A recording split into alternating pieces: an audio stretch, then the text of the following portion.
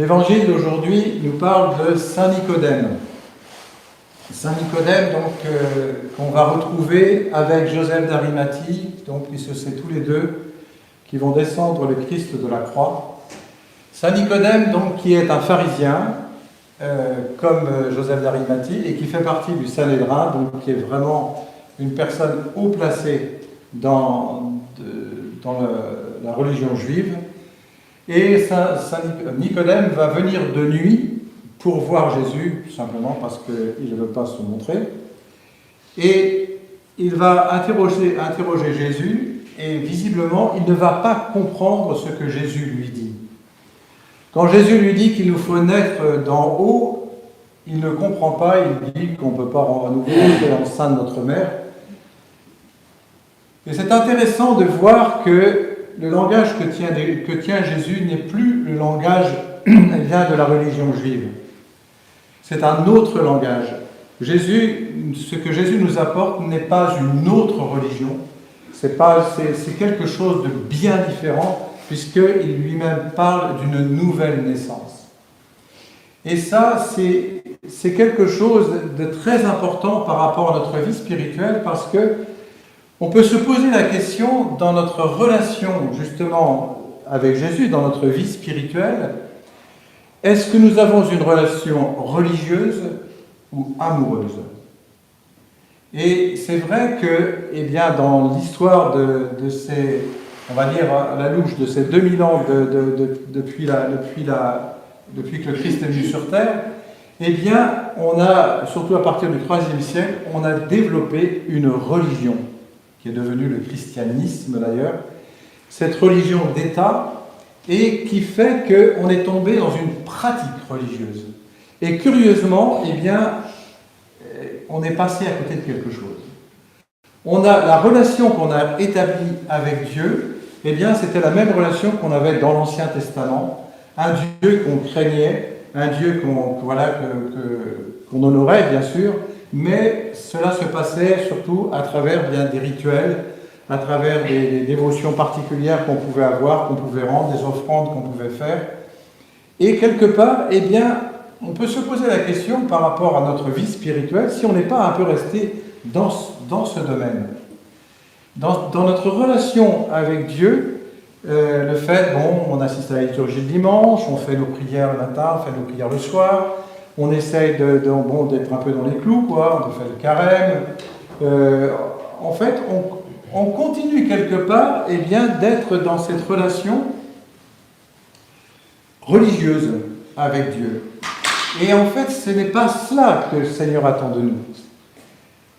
S'il est venu sur terre, justement, c'est pour nous donner une vie nouvelle. Et cette vie nouvelle, à travers cette vie nouvelle, il veut qu'on ait une relation d'amour avec lui directement. Il veut demeurer en nous. Il veut vraiment faire sa demeure en nous, donc vraiment avoir cette relation avec nous, qui n'est plus une relation, encore une fois, dévotive, si on peut dire, où on va rendre un culte à Dieu. Et ça, c'est important parce que dans cette relation qu'on a avec Dieu, le Seigneur veut nous amener à aller beaucoup plus loin que ce que nous faisons d'habitude. Et si justement on voit que dans cette religion qu'on a développée, il y a une fatigue. On voit bien la pratique religieuse, on finit par s'essouffler, ça finit par peser d'être obligé de faire ceci, d'être obligé de faire cela. Parce qu'en fait, ce n'est pas quelque chose de vivant. Ce n'est pas une relation vivante qu'on a avec Dieu. C'est une relation de principe, de précepte. Et ça, c'est quelque chose vraiment sur lequel on peut méditer justement pendant ce temps de carême, pendant ce temps de préparation à Pâques, à savoir que cette vie nouvelle qui nous est donnée, elle est vraiment nouvelle. Nous sommes vraiment une personne nouvelle, qui sommes nés comme d'eau et d'esprit, donc du baptême et de la chrismation, et que nous nous nourrissons à chaque liturgie de son corps et son sang, et c'est vraiment parce qu'il y a quelque chose de nouveau qui est né. demandons vraiment dans cette... non, j'avais quelque chose qui me revenait à l'esprit, oui. C'est le fameux curé d'Ars. Le fameux curé d'Ars qui, de son confessionnal, avait observé un paysan qui venait tous les jours à la même heure, qui laissait sa fourche à l'extérieur et qui rentrait dans l'église et qui restait là, devant le tabernacle et qui repartait. Et un jour, le curé d'Ars est allé le voir et lui dit mais qu'est-ce que vous lui dites au Seigneur quand vous êtes là? Il dit, je ne dis rien, je l'avise et il m'avise. Et il était dans cette présence.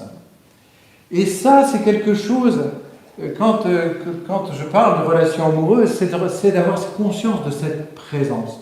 Nous sommes dans une église qui est dédiée à Notre-Dame de la Sainte Présence. Et cette présence, Dieu sait si nombreux sont les personnes qui ont ressenti cette présence, même pas forcément des chrétiens, qui ont ressenti cette présence de Dieu dans cette église. Et c'est vraiment de cela dont il s'agit dans notre vie spirituelle, c'est d'être en présence de Dieu, d'être dans sa présence. Et on sait qu'à travers la prière, à travers le nom de Jésus qu'on va prononcer, eh bien, Dieu se fait présent. Et toute notre existence va être de se maintenir dans cette présence. Rien que cela. Parce que n'allons pas chercher midi à 14h. C'est pas pour rien que le Seigneur dit, d'ailleurs, quand Nicodème, qui était censé être quelqu'un de cultivé, et puis il ne comprenait que dalle, quoi, à ce que Jésus lui disait. Et Jésus dit lui-même il remerciait son Père d'avoir révélé cela aux tout petits. Aux humbles et aux tout petits, c'est comment la phrase exactement?